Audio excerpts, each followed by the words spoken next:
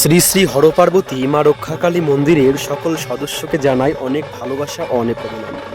তোমরা দর্শন করছো আমাদের মন্দিরের স্বপ্নে পাওয়া শিবলিঙ্গ। তো এবছরের এটাই প্রথম ভিডিও।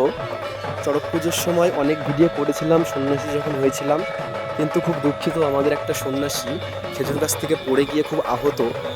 বাবা মায়ের কাছে আমি প্রার্থনা জানাই সে যেন খুব তাড়াতাড়ি সুস্থ হয়ে যায়।